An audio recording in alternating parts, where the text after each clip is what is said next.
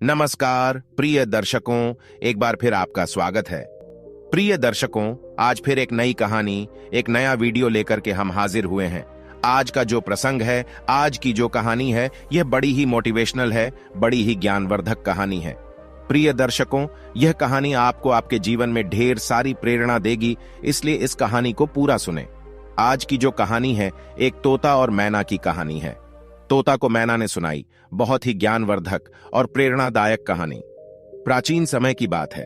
एक गांव में, चंद्रपुर गांव में, एक लकड़हारा अपनी बीवी और अपने 3 बेटों के साथ रहता था। लकड़हारे के सबसे बड़े बेटे का नाम राघव, दूसरे बेटे का नाम चंद्र और सबसे छोटे बेटे का नाम भोला था।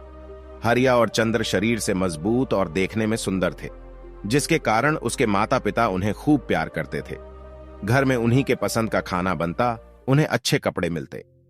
माता पिता उनकी हर ख्वाहिश को पूरी करने की हर संभव कोशिश करते थे। वही दूसरी ओर लकड़हारे का सबसे छोटा बेटा भोला शरीर से दुबला पतला, कमजोर और सांवले रंग का साधारण सा लड़का था। माता पिता उन्हें जरा भी प्यार नहीं करते थे। भोला को हमेशा खाने के लिए सूखी रोटी और पहनने के लिए फटे चिट्टे कपड़े मिलते थे।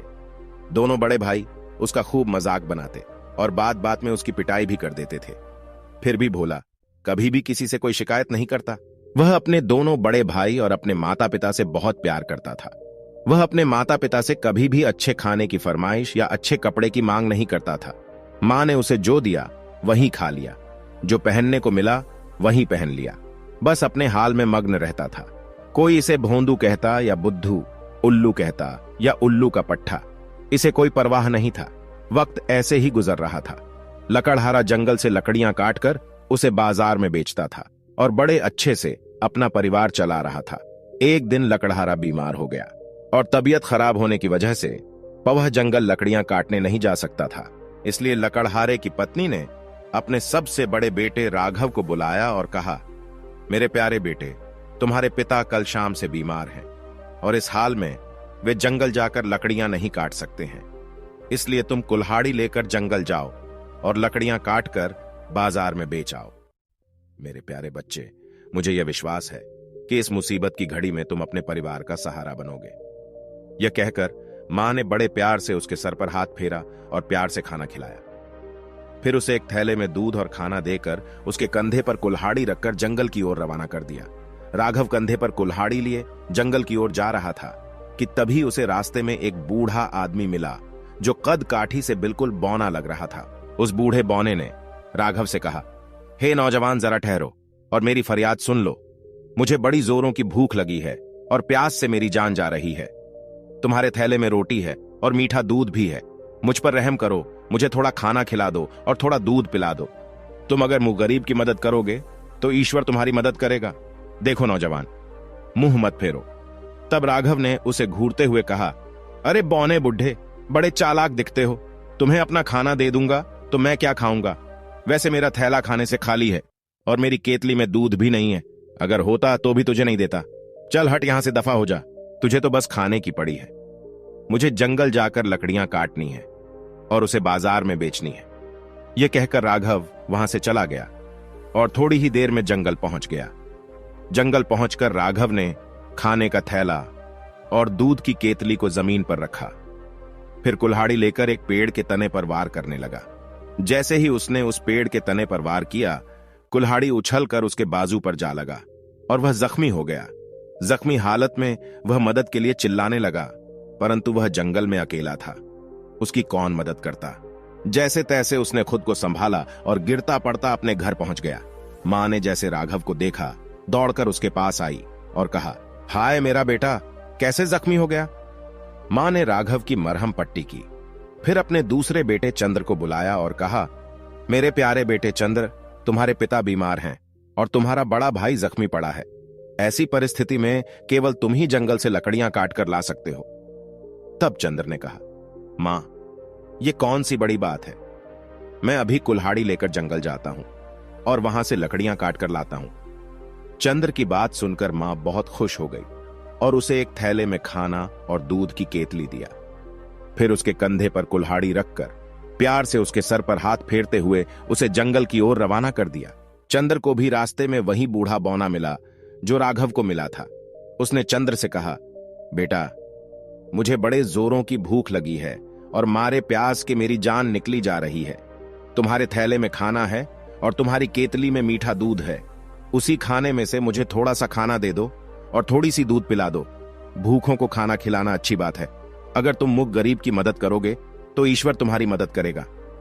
उस बूढ़े की बातें सुनकर चंद्र ने भी उसे राघव की तरह झिड़क कर कहा, चल परे हट जा बुढ़े, मैं तुझे कुछ नहीं दूंगा। कैसा खाना और कैसा दूध? तो जैसे निकम्मों को तो मैं एक घूंट पानी भी ना दूं। चल पड़े, हट जा और मेरा रास्ता छोड़ दे।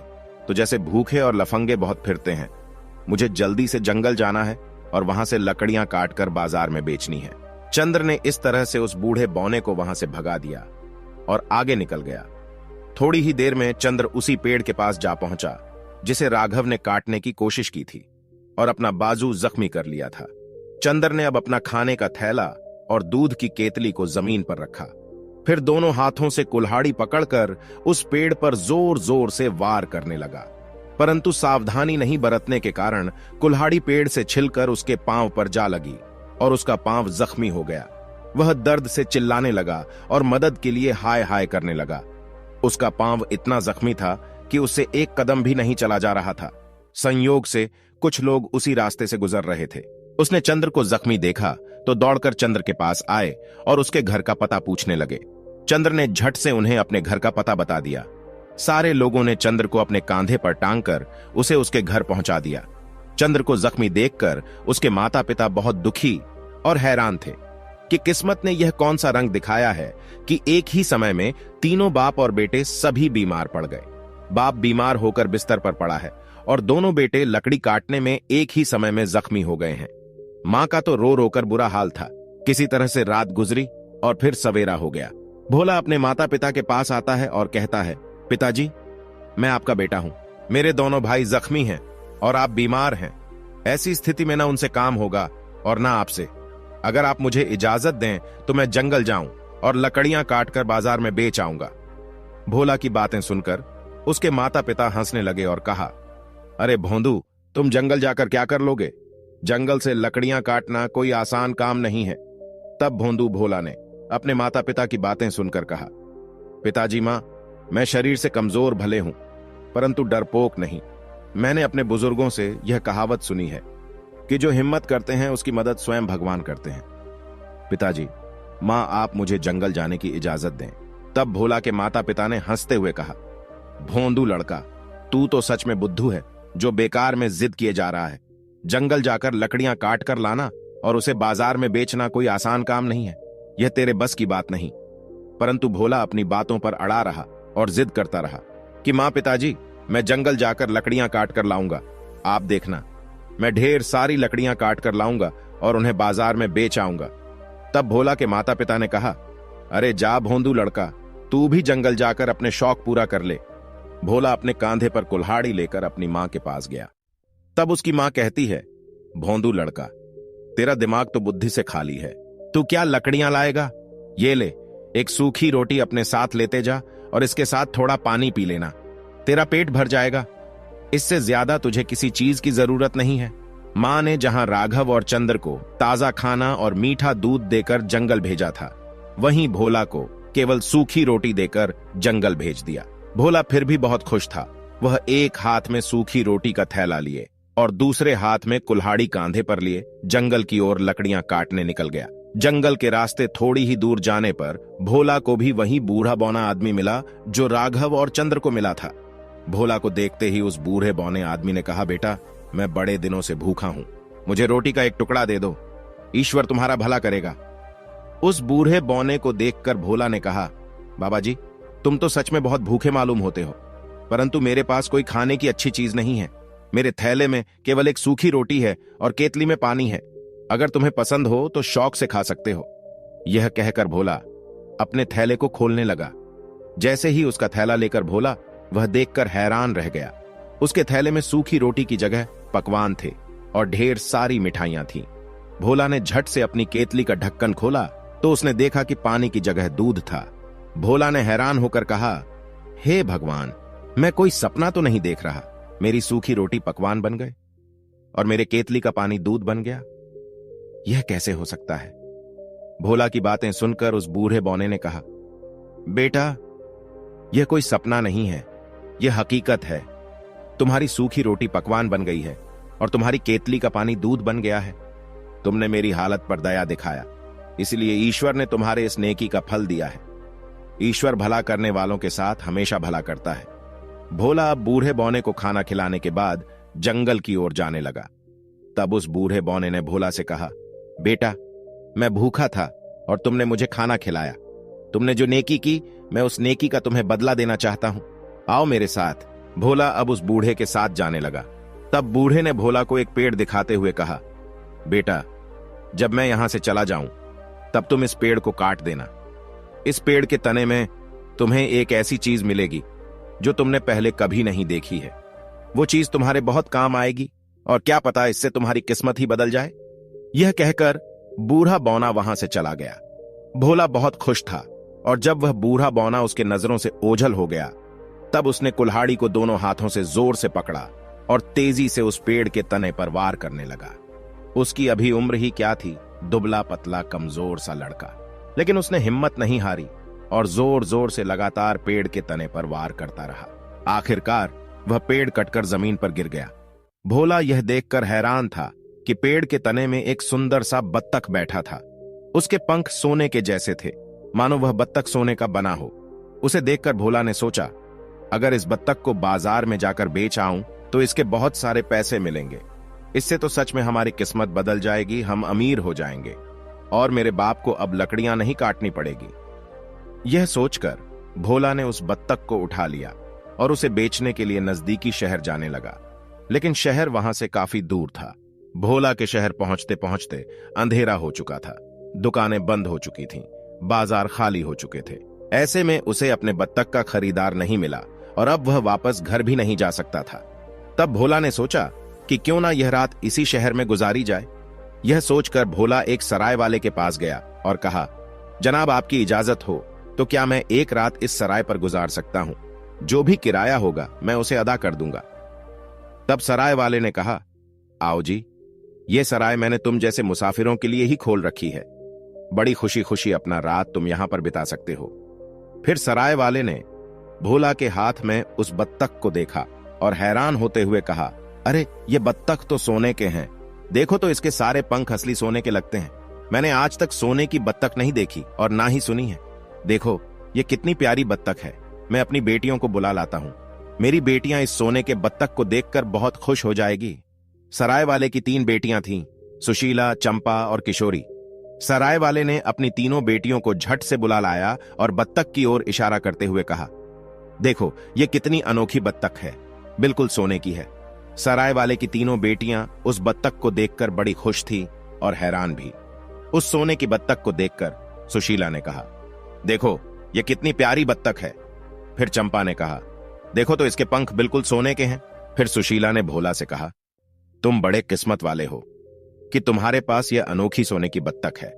सराय वाले की तीनों बेटियां बत्तख को देखने के बाद उसकी तारीफ करते हुए वापस चली गई। सराय वाले के कहने पर भोला ने उस सोने की बत्तख को एक कमरे में रख दिया और खुद दूसरे कमरे में सो गया।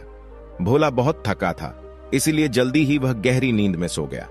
इधर सराय वाले की सबसे बड़ी बेटी सुशीला के दिल में उस सोने के बत्तख के लिए लालच पैदा हो गया।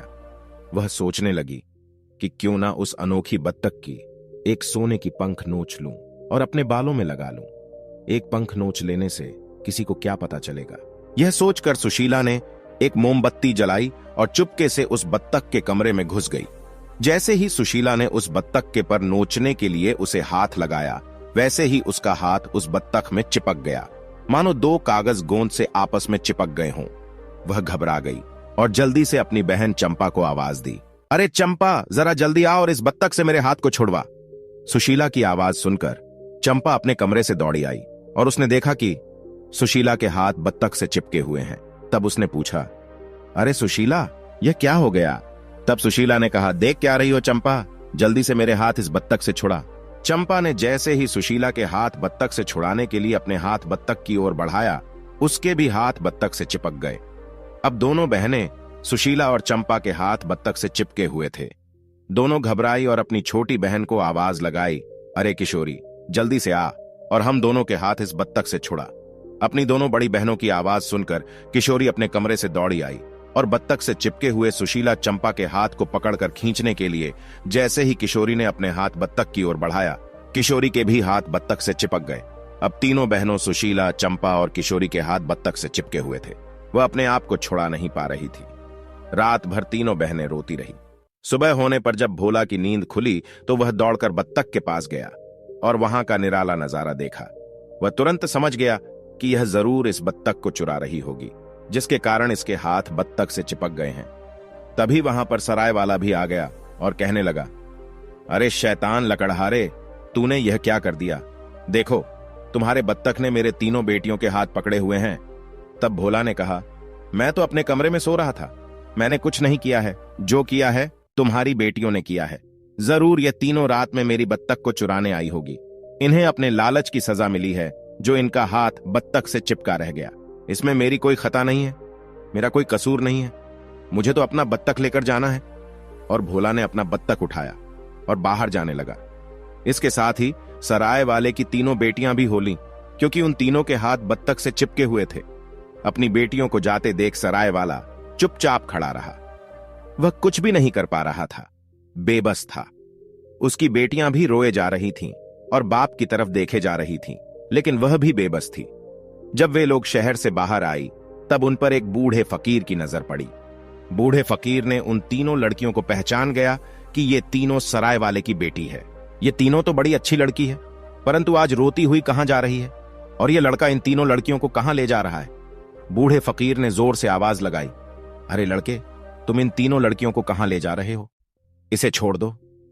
जब भोला ने उन पर कोई ध्यान नहीं दिया तब बूढ़ा फकीर खुद उन तीनों लड़कियों को छुड़ाने के लिए आगे बढ़ा और जैसे उस बूढ़े फकीर ने सुशीला को पीछे खींचने के लिए उसे छुआ, बूढ़े फकीर का हाथ सुशीला से चिपक गया।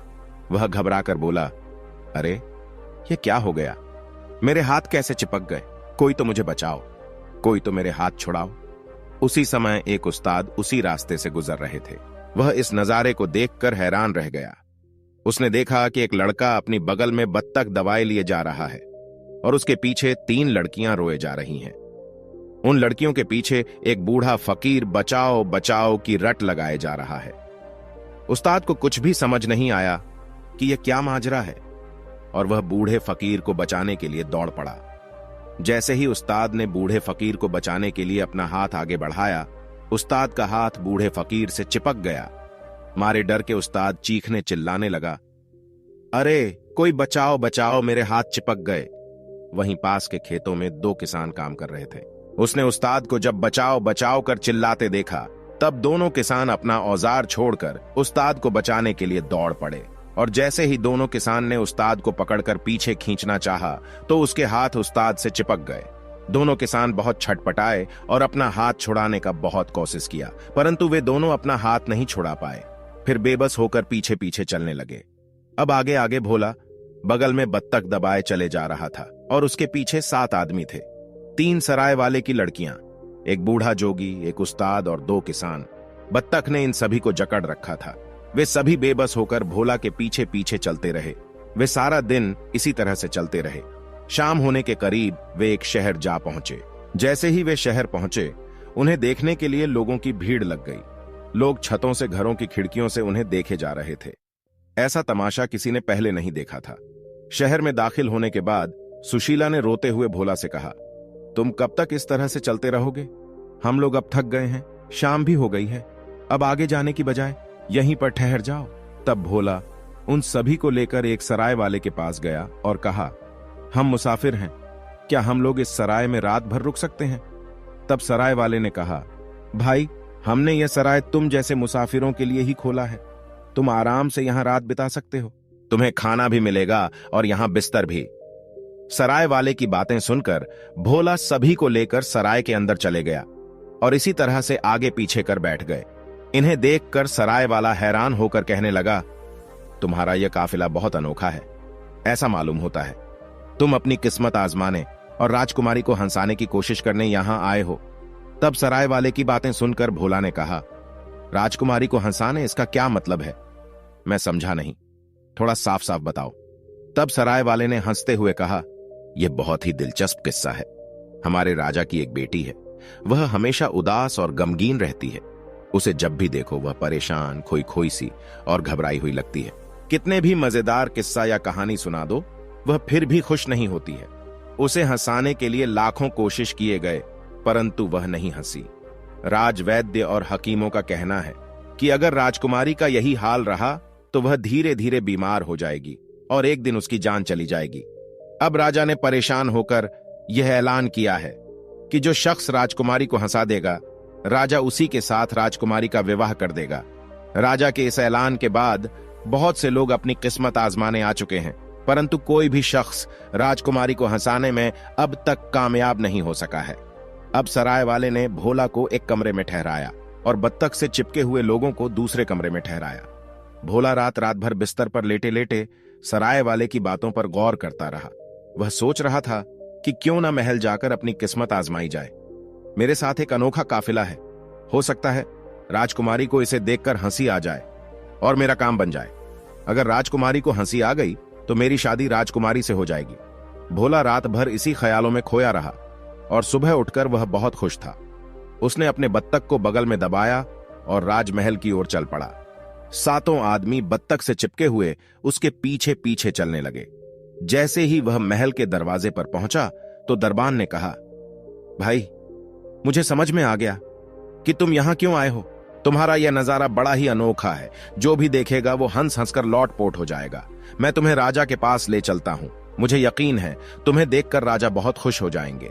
राजा ने जब उस लड़के के बारे में सुना तब आदेश दिया कि तुरंत उस लड़के को दरबार में हाजिर किया जाए।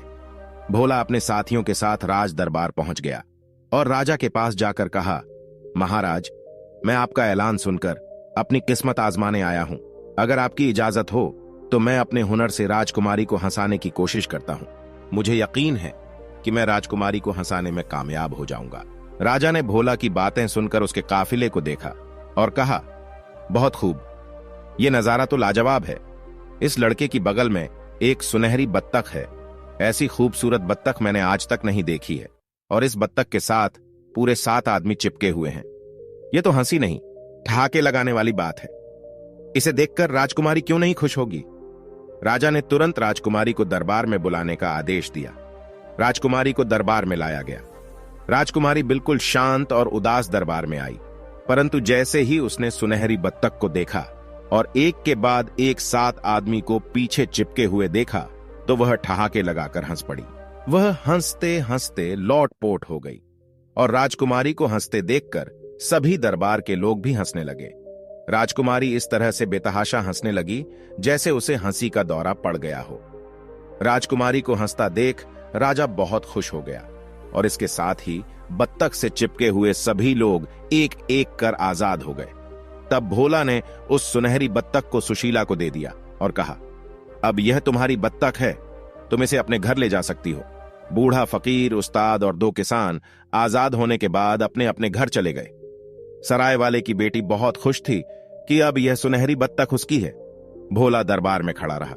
वह राजा की शर्त पूरी कर चुका था और अब इंतजार कर रहा था कि राजा अपने ऐलान के मुताबिक राजकुमारी से उसका विवाह कर दे। परंतु शर्त पूरी हो जाने के बाद राजा की नीयत बदल गई और वह सोचने लगा कि इसने राजकुमारी को हंसाया। यह सब तो ठीक है, परंतु एक मामूली से लड़के के साथ अपनी राजकुमारी का विवाह कर दूं, यह कैसे संभव है। राजा किसी भी सूरत में उस मामूली लड़के को अपना दामाद बनाने को तैयार नहीं था। अब राजा ने एक तरकीब सोची जिससे राजकुमारी का विवाह उस लड़के से ना हो सके। इधर भोला राजकुमारी से अपने विवाह का ऐलान सुनने के लिए बेकरार था। भोला अब और इंतजार नहीं कर सका और उसने राजा से कहा, महाराज, मैंने आपकी शर्त पूरी कर दी है और अब ऐलान के मुताबिक आप राजकुमारी का विवाह मेरे साथ कर दें। तब राजा ने भोला से कहा, अरे तुम अभी हमारी राजकुमारी के लायक नहीं हो। पहले तुम हमारी राजकुमारी के लायक बनो, फिर आकर मुझसे बात करना। तब भोला ने बड़े अदब से राजा से पूछा, महाराज, आप मुझसे क्या चाहते हैं। तब राजा ने कहा, तुम एक ऐसा आदमी ढूंढ कर लाओ जो 100 मन दूध एक साथ पी जाए। राजा की बात सुनकर भोला हैरान और परेशान था कि अब मैं क्या करूं, ऐसा आदमी कहां से ढूंढो। और यह सोचते सोचते भोला वहीं जंगल जा पहुंचा जहां उसे बूढ़ा बौना मिला था, जिसके बताए पेड़ काटने पर उसे सुनहरी बत्तख मिली थी। भोला ने सोचा कि क्यों ना मैं फिर उसी आदमी के पास जाऊं, शायद वह मुझे कोई रास्ता बता सकते हैं। अब भोला उसी पेड़ के पास जा पहुंचा जहां उसे सुनहरी बत्तख मिली थी।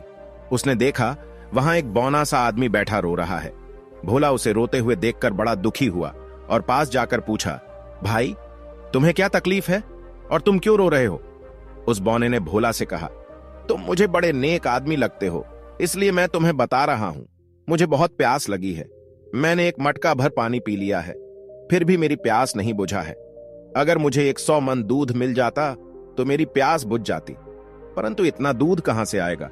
कौन मुझे इतना दूध पिलाएगा? यह सुनकर भोला बहुत खुश हो गया और उसने उस बौने आदमी से कहा, भाई मैं तुम्हारी प्यास बुझा सकता हूं। तुम जितना चाहो उतना दूध पी सकते हो। तुम मेरे साथ चलो। भोला उस बौने को लेकर राज दरबार आ गया और राजा से कहा, महाराज इस आदमी को आप जितना दूध पिला लो, इसकी प्यास नहीं बुझेगी। राजा ने हैरान होकर बौने को देखा और कहा, इसका कद तो इतना छोटा सा है, यह 100 मन दूध कैसे पी पाएगा? तब भोला ने कहा, महाराज आप इसकी कद काठी पर ना जाएं, आप इन्हें दूध मुहैया कराएं। राजा के आदेश पर तब बौने के लिए दूध का इंतजाम किया गया और अब राजा ने बौने को इशारा किया, चलो सारा दूध पी जाओ। बौना बाल्टी भर भर दूध पीना शुरू कर दिया। थोड़ी ही देर में उसने सारी दूध की बाल्टियां खाली कर दी। दरबार के सभी लोग और राजा हैरत में थे कि इतना छोटा सा बौना आदमी 1 मन दूध कैसे पी सकता है। अब भोला ने उस बौने आदमी का धन्यवाद किया और उसे दरबार से विदा किया। फिर राजा के पास जाकर कहा, महाराज मैंने आपकी शर्त पूरी कर दी है, आप राजकुमारी का विवाह मेरे साथ कर दें। भोला की बातें सुनकर राजा ने कहा, अरे यह तो बड़ा आसान काम था, तुम कोई मुश्किल काम करके मुझे दिखाओ, तब मैं अपनी बेटी का विवाह तुम्हारे साथ कर दूंगा। यह कहकर राजा सोचने लगा कि लड़के को ऐसा कौन सा काम बताऊं जो यह कभी ना कर पाए और अपना सूरत कभी ना दिखा सके। बहुत देर सोचने के बाद राजा ने कहा, सुनो लड़के, तुम एक ऐसे शख्स को ढूंढ कर लाओ जो रोटियों के पहाड़ को खा जाए, तभी मैं समझूंगा कि तुम राजकुमारी के लायक हो। अगर तुम ऐसा शख्स नहीं ढूंढ पाए तो फिर कभी मुझे अपना शक्ल नहीं दिखाना। यह कहकर राजा ने चैन की सांस ली कि चलो सर पर से बला टली और अब यह लड़का यहां कभी नहीं आएगा। अब भोला फिर से परेशान था कि ऐसा शख्स कहां मिलेगा जो रोटियों का पहाड़ खा जाए। काफी देर सोचने के बाद भोला वही जंगल चला गया जहां उसे बूढ़ा बौना मिला था। उसने सोचा शायद यहां कोई उपाय मिल जाए और यह सोचकर जंगल में वह चलता रहा। थोड़ी दूर चलने पर उसे एक बौना मिला जो शक्ल से ही भूखा लग रहा था। अपनी भूख को कम करने के लिए उस बौने ने पेड़ के पत्ते को अपने पेट पर बांधा हुआ था। उसे देखकर भोला ने कहा, भाई क्या बात है, तुम इस पेड़ के पत्ते को अपने पेट पर क्यों बांधे हुए हो? तब उस बौने ने भोला से कहा, क्या बताऊं, भूख से मेरी जान निकली जा रही है। मैंने इस जंगल के सारे फल फूल खा लिए परंतु मेरा पेट नहीं भरा। 100-200 मन खाना मिल जाता तब जाकर मेरा पेट भरता, परंतु इतना खाना कहां मिलेगा? कौन मुझे इतना खाना देगा? तब भोला ने बौने से कहा, भाई तुम मेरे साथ चलो। भोला उस बौने को लेकर राज दरबार आ गया और राजा से कहा, महाराज यह आदमी रोटियों का पहाड़ खा सकता है। राजा ने अपने राज दरबार के सारे आटे को मिलाकर रोटियां बनवाना शुरू किया और रोटियों का पहाड़ लगा दिया। भोला ने उस बौने को रोटियों के पहाड़ के पास बिठा दिया और कहा, भाई अब यह रोटियों का पहाड़ तुम्हारा है। बौना रोटियों का पहाड़ देखकर खुशी से नाचने लगा। रोटियां खाते खाते बौनों को सुबह से शाम हो गई और रात होते होते बौने ने रोटियों का पूरा पहाड़ छट कर दिया। राज दरबार के सभी लोग, राजा और राजकुमारी, सभी उस बौने को देखकर हैरान थे। सारी रोटियां खाने के बाद उस बौने ने राज दरबारियों से कहा, और भी रोटियां हैं तो ले आओ, मेरे पेट में अभी थोड़ी जगह बाकी है। अब भोला उस बौने के पास जाकर कहा, भाई तुम्हारा बहुत बहुत शुक्रिया, तुम जैसा बहादुर इंसान तो शायद ही दुनिया में होगा। तुम्हारी वजह से मैं राजा की शर्त को पूरी कर सका हूं। यह कहकर भोला उस बौने को राज दरबार से विदा कर देता है और फिर राजा से कहता है, महाराज मैंने आपकी शर्त पूरी कर दी है, अब अपने वादे के मुताबिक राजकुमारी का मेरे साथ विवाह कर दें। तब राजा ने कहा, बड़े जल्दबाज मालूम होते हो, तुम्हें अभी एक काम और करनी है। तब भोला ने कहा, महाराज अब और कौन सा काम करना है? तब राजा ने कहा कि मेरी इच्छा है कि मेरे पास एक ऐसा जहाज हो जो पानी और जमीन दोनों पर चलता हो। अगर ऐसा जहाज तुम मुझे लाकर दोगे तो मैं मान जाऊंगा कि तुम राजकुमारी के लायक हो। जब तक तुम्हें ऐसा जहाज नहीं मिल जाता है तब तक तुम मुझे अपनी शक्ल नहीं दिखाना। राजा का आज्ञा पाकर भोला वहां से चल पड़ा। राजकुमारी अपने पिता की सारी बातें सुन रही थी। उसने राजा के पास आकर कहा, पिताजी, आपने यह अच्छा नहीं किया। किसी इंसान से अगर वादा करो तो उसे पूरा करना चाहिए। तब राजा ने राजकुमारी से कहा, तुम इस मामले में चुप रहो। मैं तुम्हारा विवाह उसी के साथ करूंगा जो तुम्हारे लायक हो। किसी साधारण लड़के को मैं अपना दामाद नहीं बना सकता। राजकुमारी पिता की बातें सुनने के बाद चुपचाप अपने कक्ष में चली गई। भोला अब बड़ा परेशान था कि अब ऐसा जहाज कहां मिलेगा जो पानी और जमीन दोनों पर चलता हो। यह सोचते हुए भोला जंगल के उसी रास्ते पर चल पड़ा जहां उसने वह पेड़ काटा था जिसमें उसे सोने की बत्तख मिली थी। वहां पहुंचने के बाद उसने देखा कि एक बूढ़ा आदमी वहां पर बैठा है जिसे भोला ने पहले कभी खाना खिलाया था। भोला को देखते ही उस बूढ़े ने कहा, बेटा, क्या बात है? तुम बड़े परेशान लग रहे हो। तब भोला ने कहा, हां बाबा जी, मैं बहुत परेशान हूं। और यह कहकर भोला ने सारी बातें सुना दी। सुनहरी बत्तख का हाल, राजकुमारी का हंसना, रोटियों का पहाड़, ये सारी बातें भोला ने उस बूढ़े को सुना दी। फिर आंसू भरे आंखों के साथ कहने लगा, बाबा, अब राजा ने यह हुक्म दिया है कि ऐसा जहाज लेकर आओ जो पानी और जमीन दोनों पर चलता हो। बाबा जी, इसलिए मैं बहुत परेशान हूं। ऐसा जहाज मुझे कहां मिलेगा जो दोनों जगहों पर चलता हो, पानी में भी और धरती पर भी? यह काम तो कोई जादूगर ही कर सकता है और जादू मुझे आती नहीं है। भोला की बातें सुनकर बूढ़े ने कहा, बेटा, तुम घबराओ मत।